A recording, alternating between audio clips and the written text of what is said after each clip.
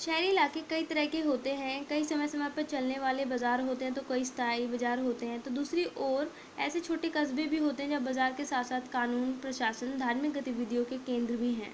तो बता रहे जो शहरी इलाके होते हैं कई तरीके के हो सकते हैं। पहला तो क्या है कि हो सकता है वहाँ पे जो बाज़ार है स्थायी है, मतलब हमेशा बाज़ार लगा रहता है। दूसरा क्या होता है, दूसरा जो होता है स्थायी बाज़ार नहीं होते हैं, ठीक है, वो समय समय पर लगते हैं, जैसे किसी पार्टिकुलर एक दिन पे लगते हैं, तो ऐसे बाज़ार हो सकते हैं।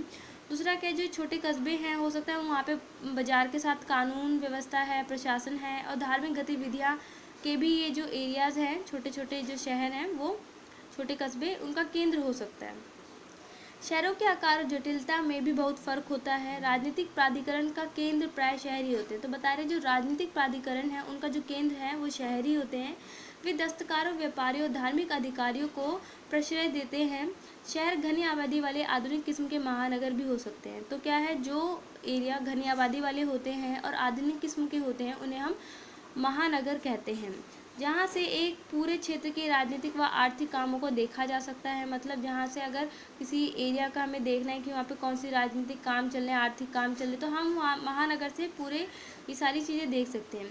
जिनकी आबादी बहुत बड़ी होती है, तो जो इनकी आबादी होती है महानगर की बहुत ज़्यादा होती है। यहाँ देखो, महानगर किसी प्रांत या देश का विशाल और घनी आबादी वाला शहर जो प्राय वहाँ की राजधानी भी होता है। तो ये वो जगह है, ये शहर का विशाल वो भाग होता है जहाँ पे मतलब बहुत ज़्यादा आबादी होती है और ज़्यादातर क्या होता है, ये राजधानी हो सकती है उस शहर की।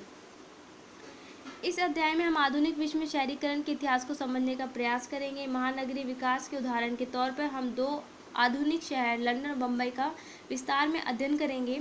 लंदन दुनिया का सबसे बड़ा महानगर है और 19वीं सदी में साम्राज्यवादी केंद्र रहा है। बम्बई भारतीय उपमहाद्वीप का सबसे महत्वपूर्ण आधुनिक शहर है।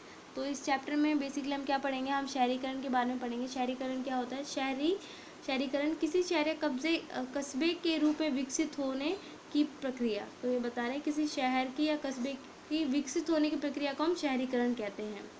तो इस अध्याय में हम शहरीकरण के बारे में पढ़ेंगे। तो सबसे पहले जो दुनिया का सबसे बड़ा महानगर है वो क्या है, लंदन। तो लंदन के बारे में पढ़ेंगे। उसके बाद हम पढ़ेंगे बम्बई के बारे में, जो कि भारतीय उपमहाद्वीप का सबसे आधुनिक शहर है।